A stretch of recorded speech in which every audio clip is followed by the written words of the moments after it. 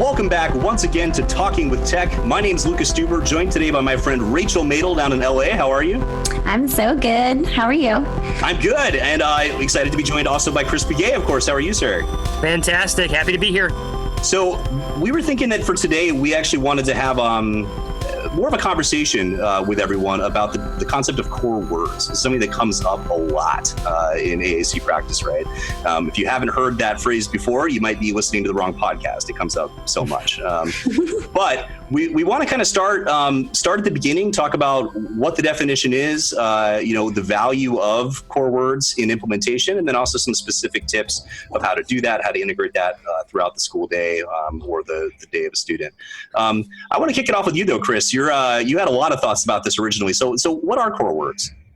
Yeah, so I'm sure the three of us and many listeners out there are trying to figure out ways to tell other people about it. We have to teach people what core words are. So when I do that, the way I start off, and I'm curious to hear what everyone else does, I actually talk about how it's a statistical phenomenon. How if you were to go and record any conversation happening right now and start ticking off the words, you'd find that the majority of the words spoken come from the same set of 300 to 350 words, roughly. So about 80% of what we say are the same 300 to 350 words. And therefore, when you only have so much time, like you only have a limited amount of time to work with students, which words should we focus on? Well, let's focus on these 300 to 350 words because it gives you the biggest bang for your buck. But how else do you explain it? So I actually just made a video about this because I found I was explaining it all the time and I really wanted to use some visuals. So there's a video on my YouTube channel and it goes through it's very visual. So, it goes through the difference between core words and fringe words. I think I use an example of going to the zoo. And if you were going to the zoo, instead of saying elephant, you might say the word see. Instead of saying ice cream, you might say the word eat.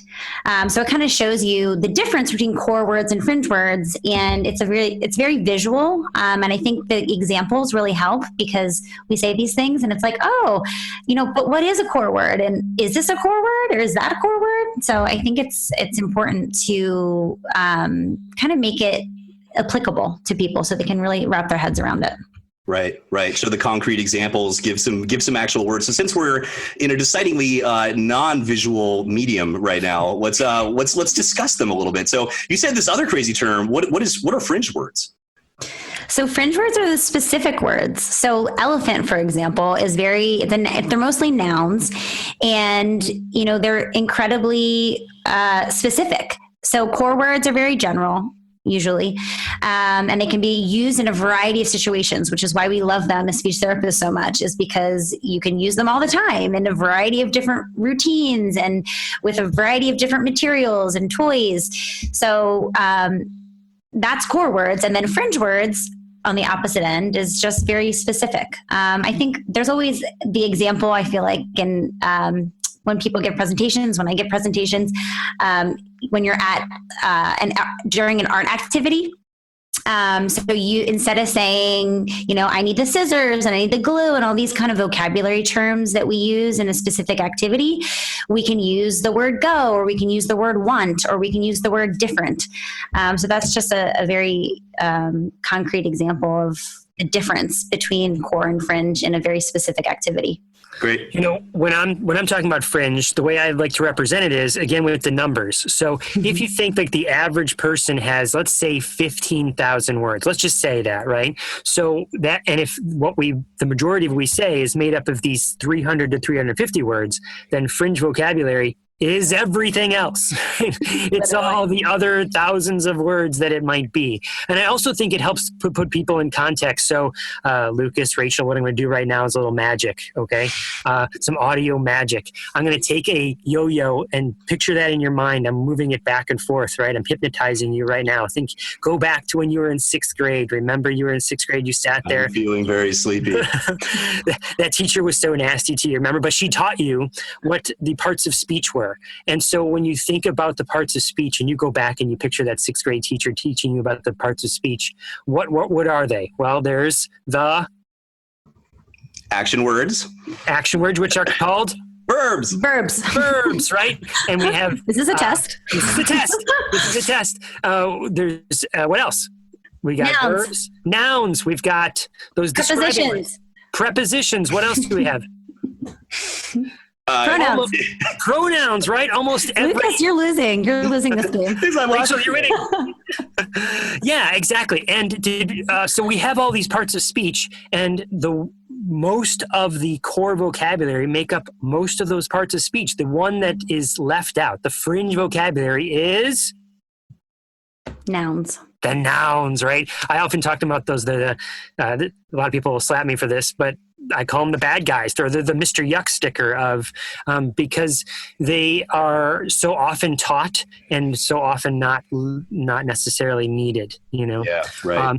That's not to say there aren't times when we need to teach them, and I know we'll get to that later. But just in general, that those are the 20%. So if we're going to spend time and you only have a limited amount of time, maybe you spend your time on the 80%, on the prepositions, the pronouns.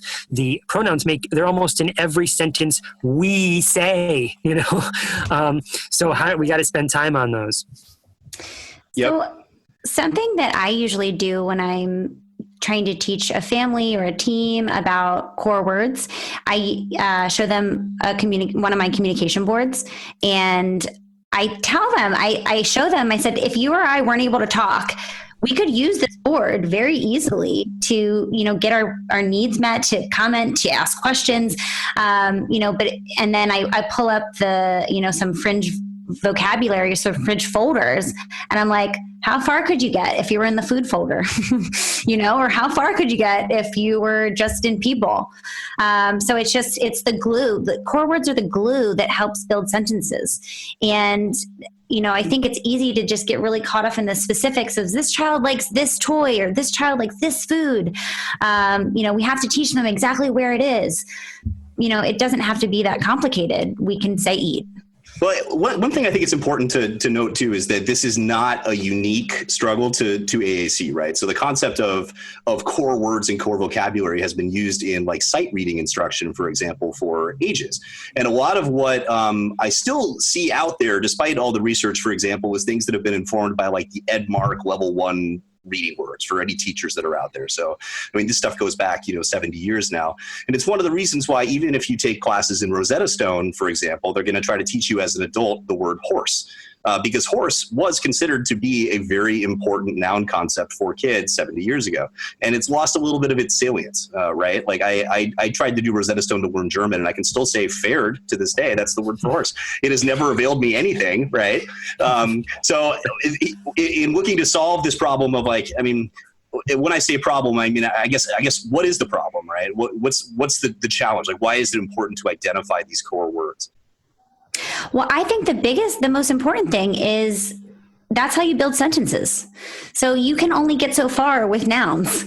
So it's just, and then I feel like it's like, okay, this child has tons of nouns. Look at their vocabulary. It's so great, but they're not able to make sentences.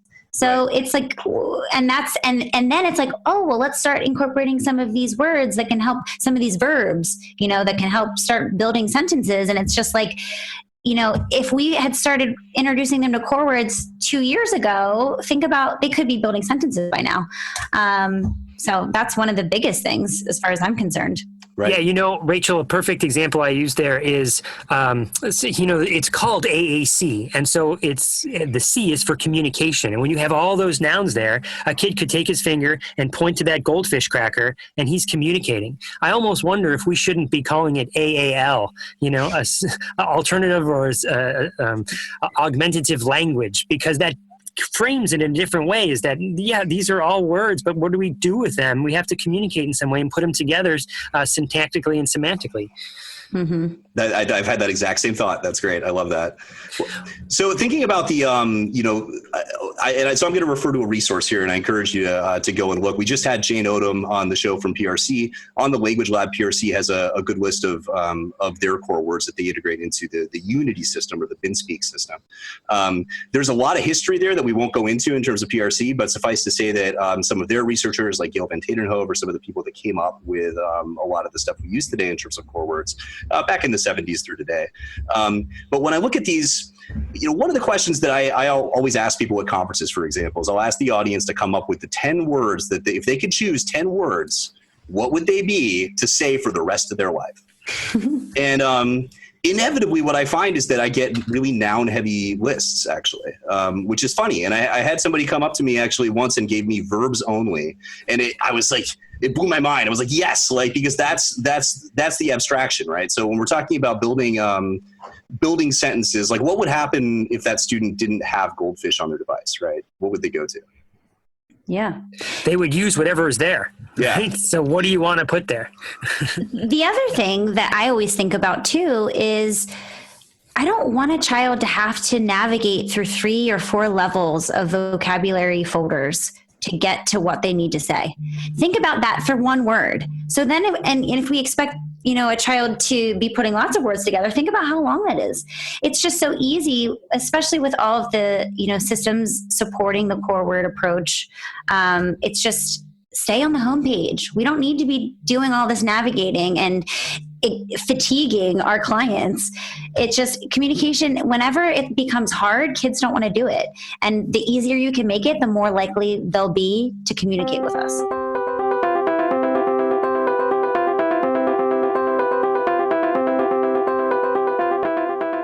We'd like to thank all of the wonderful Patreon supporters who make this show possible. This podcast is funded by listeners just like you who've signed up at patreon.com/talkingwithtech to show their support. Because of the generosity of our amazing Patreon community, we're able to pay Luke and Michaela, our podcast producer and audio engineer, who keep the show looking and sounding great. Patreon supporters also receive bonus content, such as early access to interviews, behind-the-scenes recordings, additional curated resources and materials, and so much more. Check it out at patreon.com/talkingwithtech. Now let's head back into the episode.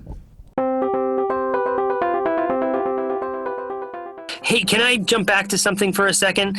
Lucas, I really liked how you were talking about this activity that you asked people to do. Are there any other activities, you or Rachel, that you use to help people understand core words? Like one that comes to mind for me is bringing out a core board, right? Picture the Prolo Quo or LAMP, a screenshot from the home, LAMP Words for Life, just a screenshot of it and saying, all right, everybody, you've got 10 minutes, or maybe 8. Maybe 5. You've got 5 minutes to write down as many different sentences as you can using only these words. And I like that. It's like boggle, core word boggle. Yeah. That really shows, I think, a lot of people how versatile they are, right? And how much you can say just with 2 words, So, and it shows that just this limited set, you can really say so much. Do you have any other activities that you'd like to put people through, or that other people who are listening today might go, I could do that with my teachers that I work with? Well, one that I love to use to, I was going to say punish grad students, but really it's very informative. And Rachel, you alluded to this idea a little bit, but I really like having students take systems out to like a Starbucks, for example, and then try to use them functionally, which goes all the way back actually to grad school. I had a wonderful fluency instructor who had me do that to pretend to be disfluent, right? And it was harrowing, And so I've translated that to the AAC world. And it's something I've also done in my time as a developer, is take my own stuff out and try to use it, and then you realize right away, like, oh wow, that's a glaring omission that I didn't recognize when I was sitting there programming it, which is what happens, right? I mean, often these, an iPad will get taken back to a speech room for 30 minutes of programming or whatever, and you throw a bunch of stuff on there based on what the goals that you see are and the input from the teacher, but it's not always considered functionally, whereas, maybe the IAs in that classroom or somebody probably would have a really clear idea of how it's going to be used functionally. What other activities? These are great.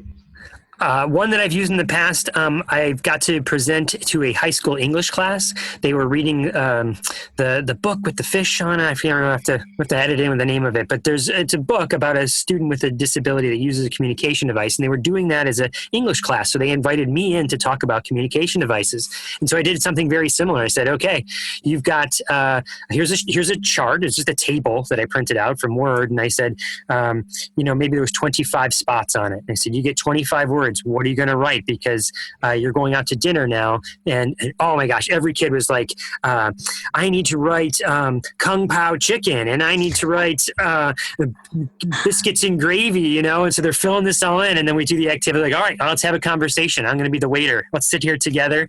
You sit here, and how about we're on a date? How about you and you two sit here together, and I'll be your waiter, and now you try and use those words, and it's immediately glaring like, I can't say anything with all these nouns, Yep. Exactly. That's perfect. That's why it just reminds me anecdotally of a fundraiser I went to where there was a silent dinner where everyone was handed like a random AAC device and required to communicate with their waiter in that fashion. And you don't find I need more pepper, or this is overdone, and these other things on there really. That was a real dinner? It was a fundraiser. So wow, that's interesting. Yes. We'll have to. I want to do that one again. Yeah. So looking again at the core words. So I guess what we've defined them as is, again, often drawing from these top 350 words, that are used. These are the sort of bricks that we put together for the most of the rest of language. And oftentimes, again, looking at the resources from the Pernicke-Romich Company, like we have adjectives, we have prepositions, which is great for an expansion of language standpoint, but prepositions and adjectives, like a lot of people tend to think of that as sort of secondary. Why would they think that? Is that true? Well, I think I guess this leads into a discussion about where do we start and kind of the progression, right? Because it's not just, we just give kids a bunch of words all at once.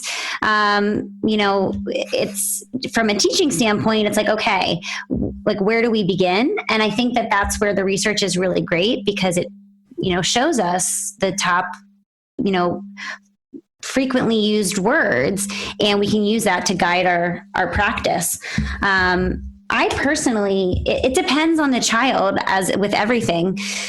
Some kids, it's like they totally get it. And I can just like dive right in with a lot of these core words and start modeling on their device. And they're like, yeah, like I can do this. I can build sentences. They just are fantastic. Other kids, they have a really hard time with abstract language concepts. So core words are going to be a little more difficult for them because they're not, understanding that abstraction yet.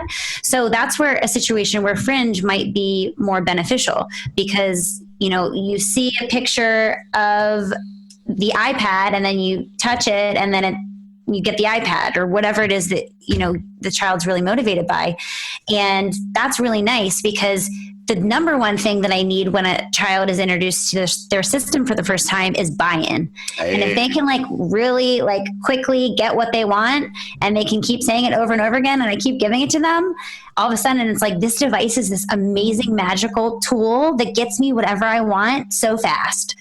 So that's why I think that's a case to start with fringe. But I'm just always an advocate of introducing core from the very start because kids, a lot of times kids who are having a hard time with abstract language concepts, they need exposure. They need to have constant exposure and sometimes a long amount of time to really start understanding it. So we need to start it right away. Yeah, I think there's this myth that there's core versus fringe as opposed to doing them both, right? Mm-hmm. And so just to make that in a practical scenario is just yesterday, there was a focus session where I was sitting with a student and a teaching assistant that I was coaching through, and we were working on open and close. He had these grapes, it was a snack time activity, and we taught him open, right, in this very structured setting. And that was very open is a core vocabulary word in case you didn't know. But then later on, that was over and we were going down for library time. So let's march down for library time. We sit down in the chairs and the librarian had designed this activity where she was showing clips of the Olympics. And so all I did, I sat next to the student, and when someone would jump up in the air, I mean, he did it, and maybe find some fringe that went along with it. But my point is, I was modeling without the expectation that the student was actually going to do anything with that. Right. Because that's the whole point of when little babies are born. We don't have this expectation they're going to talk back to us, and we still model to them all the time. So let's just model to the kid in that situation. It doesn't have to be trying to get something out of the kid for 95% of their time. It can just be modeling modeling sometimes. Yep.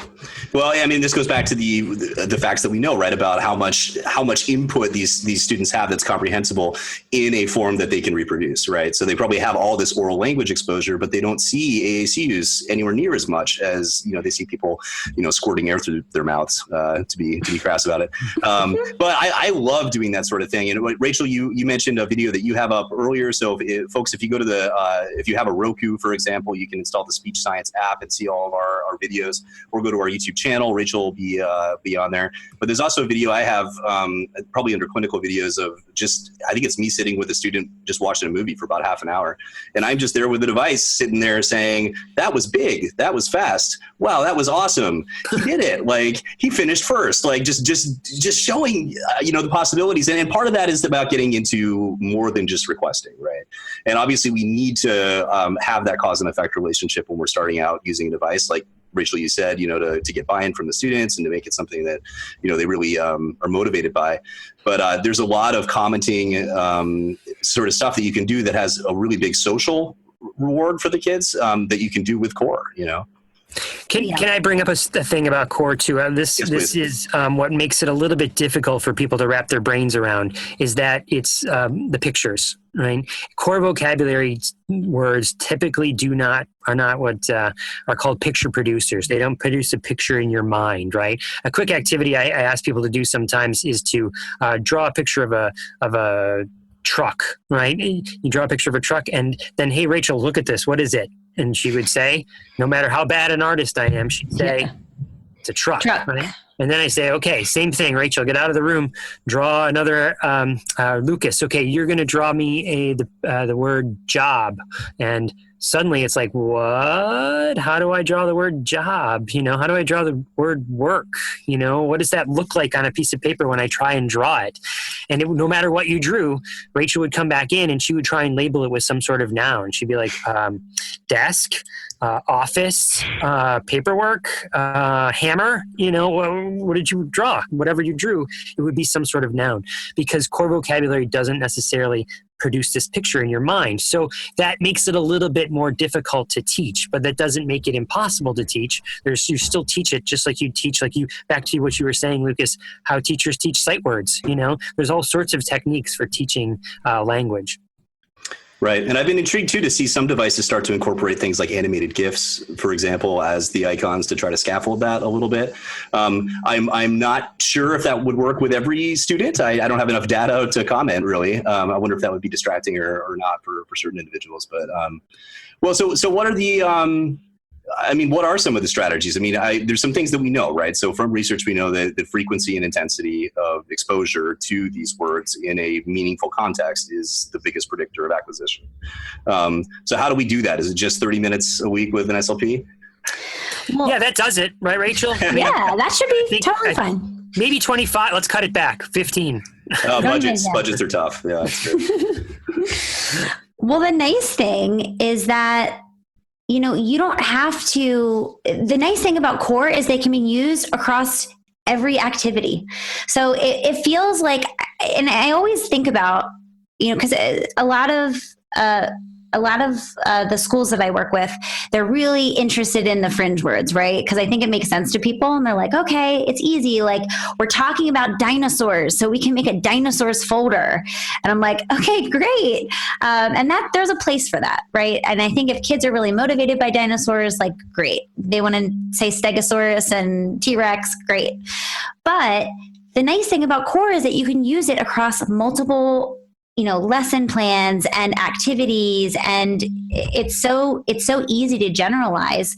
And that's something that I think I try to impress upon staff, is that, look, this is actually easier. It feels like, oh, I don't know what to do. There's so many options, but it's really just start doing it, and you'll see it's really not, it's great, because you can use the word go all day long, and it doesn't have to be, okay, where's the dinosaur folder? It's right on the, if it's one of my devices that I've set up, it's on the homepage. You can just stay on the homepage. Here's a practical strategy. All right, speech therapist, I'm talking to you, right? Instead of spending your time focusing on the student for the next session, think about spending your time working with the communication partners doing this specific activity. Make a table in Word or Google Docs or whatever. At the top of the table, put the core words you want to focus on. And when I say core words, I usually mean like one or two. So if you're going to teach in, you might as well also teach Out. Right. If you're going to teach up, you might as well teach Down. Hey. Exactly. Pairs, Exactly. I like it. Binary pairs. So you put those up there at the top of and then you say, all right, everybody in the room, the kids are walking off the bus. How are we going to teach? How are we going to teach in and out when they get off the bus? And they fill in this chart, right? So the first column in the chart in the table is the time of day, and the second column in the chart is exactly how you're going to prompt them or how you're going to model in and out. And the third column will be ticks. How many opportunities can we do in this block of time where they get to exposure to in and out? And then after we get off the bus, now we're walking down the hallway. And then after the hallway, we're in hanging up our backpack. And now after hanging up our backpack, okay, it's time to go in for circle time. And you just go through your whole day like that thinking, all right, how are we going to do in and out? How are we going to do in and out? How are we going to do in and out? And before you know it, you could rack up 200, 300 hits, exposures.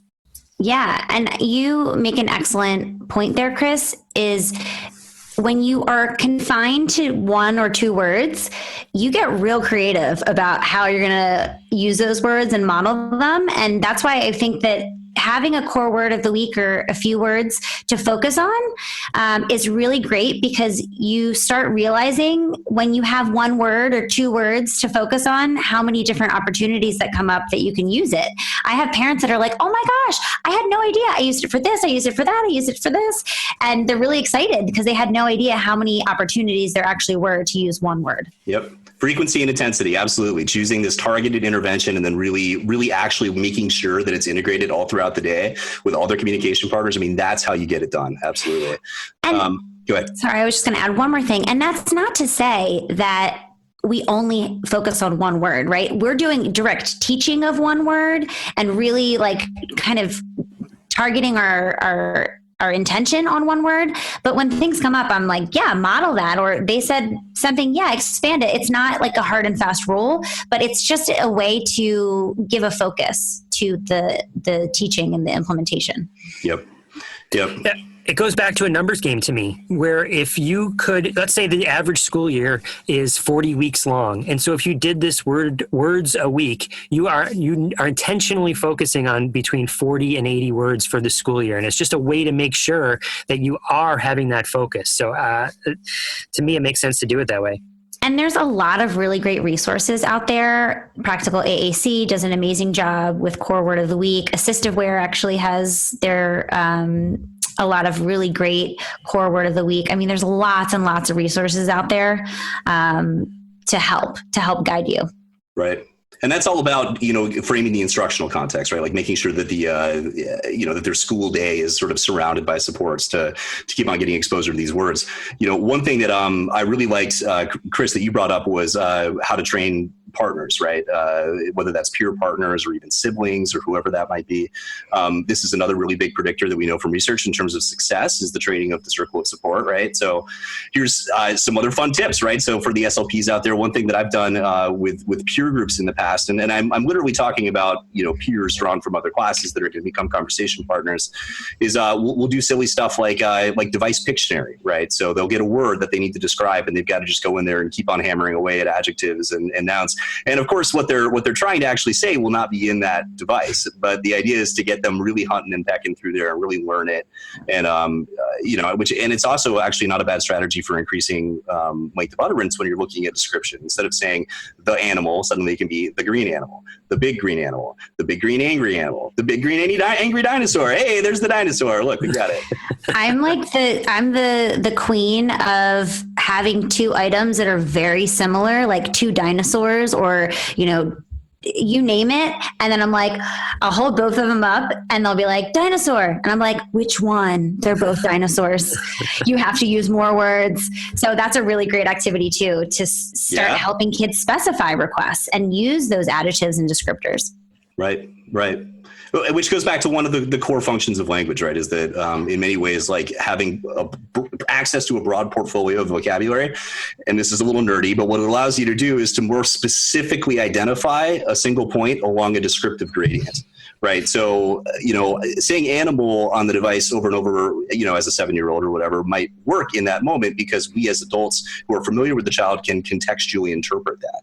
But those same sort of cues don't translate as well when you're a 19-year-old in Safeway alone. Right. You need to be able to, pretty specifically identify what you're talking about to be functional. So I have one last thing to just bring up.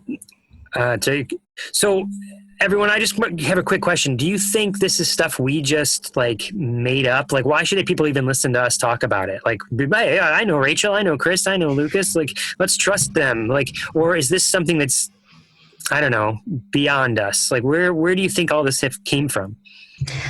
The good news is, Chris, there's lots of research that we can point to for all of the things that we just said, which hopefully we can include in the show notes so everybody has access to it.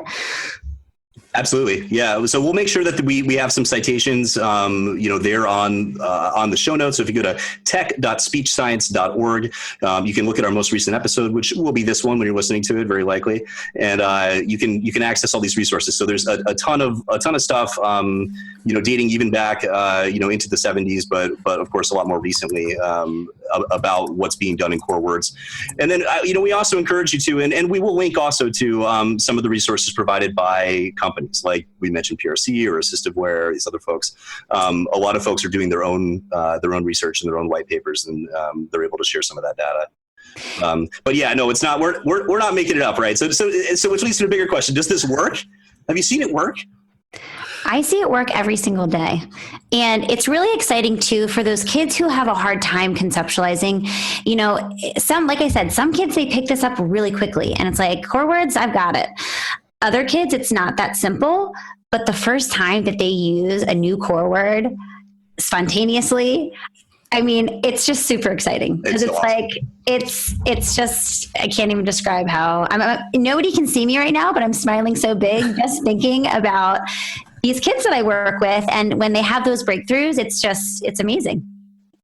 It's so true. And also the communication partners, right? I mean, when they see that happen, their eyes light up I didn't know they could do that. It's like, yeah, I know, right? And now and now you can think how much more can they do if we keep using these strategies. So yeah, it's totally exciting for everybody. And I think the other thing that we kind of talk about a lot on this podcast, but it's sometimes a long game. It's not something where I introduce it right away and kids totally get it, but just keep at it and stay persistent and presume that kids are capable of doing it and they will rise to the challenge. Right. Like if you're doing a shared book reading exercise, for example, to work on core words, right? Which I know there's some examples, Rachel, even that we have up of you doing that on video. Be prepared to read that book more than once, right? This is something that you're going to do a number of times. And that was with my ADD brain. It took me a little while to realize, you mean a typically developing child probably asked for the same book 50 times. Yeah. Okay. This is not unusual. So again, frequency, intensity, and the training of the circle of support are big predictors. So building that in your schools, building a culture, around partnership and peer communication can be enormous. And there's some great resources out there. We'll also share in the notes.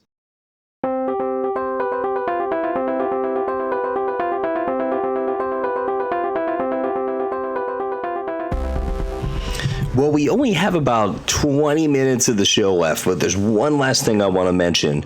So like how public radio works, how they do the pledge drive, it seems like every 2 weeks, but I think it's like every quarter, where they try to get you to raise money for the station. In exchange, you get mugs and T-shirts and, listening to them for a long time.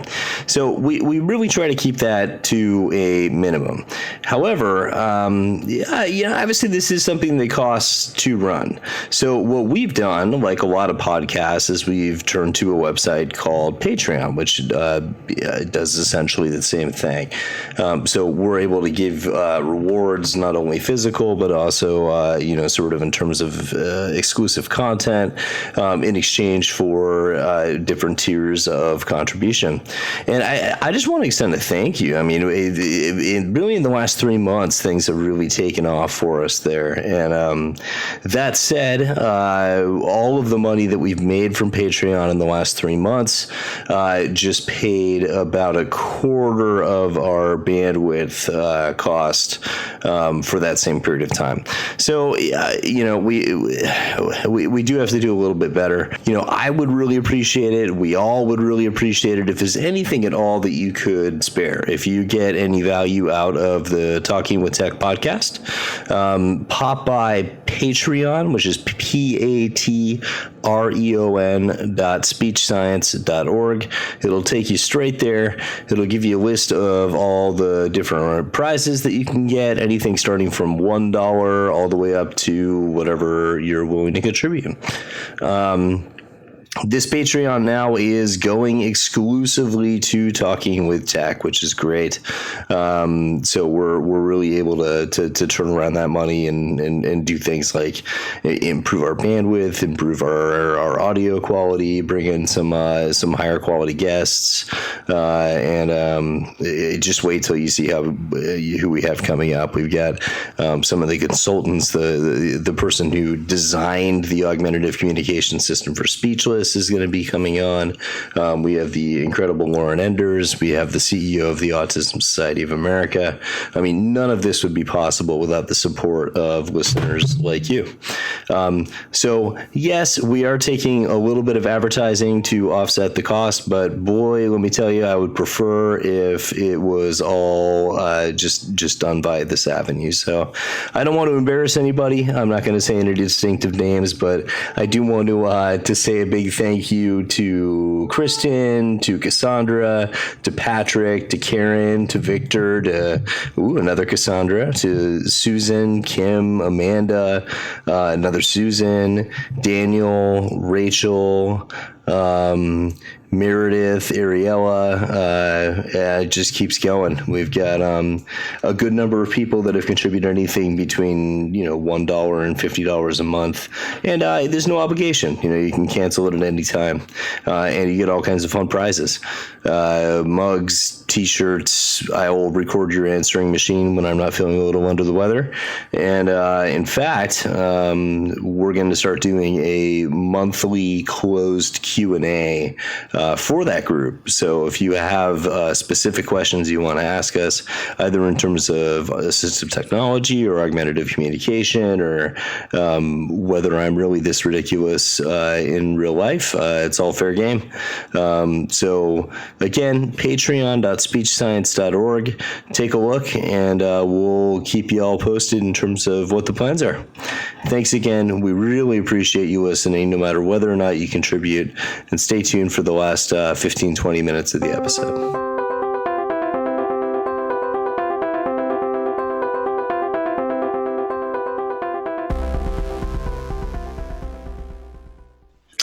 Another thing that I want to mention is, so if you go on my Instagram, which is Rachel Madel SLP, I actually have a series of core word pictures, and it's really exciting because I kind of have a picture like dinosaurs. I keep talking about dinosaurs. I hardly ever use dinosaurs in my therapy, you're but speaking to me, I get it. I'm speaking to 6th grade Lucas. Yep. But yeah, so anyway, if you go on there, it's really cool because I have a few core words to get people started. And then I always ask, what are the core words you're using for this specific activity, or what are your favorite core words? And people always think of things that I never thought of. And I'm like, oh my gosh, you're so right. So it's really interesting that, we can have these activities and we can all collaborate with one another and think of things that, I didn't think of. Right. Ask the school team what they see, right, and what they feel like are like when are they seeing meltdowns or breakdowns in communication, right? Very often there's a word that's missing right at the core of that, Exactly. Although we have some research that maybe can contradicts that, but so that's one big way. One other thing that I do, and this is somewhat going back to the fringe piece, but I often, and I'm thinking a little bit about private practice here, but I'll ask folks for an interest inventory, for their kids, so that I'll know ahead of time what's motivating. But that can be challenging too. So if we could, let's take a moment. Let's throw some wrenches into this. Let's see what do you do when a few things go wrong. So what if you have that fringe page of preferred snacks or whatever it might be. And the student, no matter what you do, is just navigating straight to that and wailing on a choice, and they're not wanting to, attend to the device where you're modeling. What do you do? I have a very specific thing that I do with that exact situation. Typically the kids that I'm working with, they're motivated by food and toys. So we can work on eat and play. And if they're going, to say pretzel, I'll hold up a pretzel and something that you could, like a toy, like a book, and say, do you want to eat? And kind of wave the pretzel in front of them, or do you want to play? And wave the toy in front of them, and then model it. And just say, oh, you want to eat. And the nice thing is, once kids realize it's quicker, it's like, look, all you have to do is say eat. You just have to say eat. You don't have to go navigate all this folders, just say eat. And usually if you have it quick enough, they start picking it up. And they're like, oh, cool. All I have to do is say eat. And eventually it will stick. Yeah, great. What about, okay, I'm going to throw you another wrench. Here's another wrench. What about, Ready to catch it. Yeah, all right. What about a student with a complex motor profile, right? Where rate enhancement or speed of access is a really big deal. How do you feel about providing, say, a 9-year-old student with Rett syndrome with a new eye gaze device? Should we be exclusively using core, or should we have quick fire phrases, for example, that then would be modeling language back to them that they could select? Yes, I think that we need to balance it all. We obviously want to teach kids how to build language, generatively. So we don't only want phrases where they just kind of hit a button, because we might not know what they want to say. So we have to kind of simultaneously teach those skills. But as far as quick access to things that children need right away, I'm a big believer in those quick fire phrases, especially in a social context, because peers don't have patience to wait for a child to create a sentence like, do you want to play? But if we can have that easy access, they can just hit the button. It's a lot better for social situations, I find.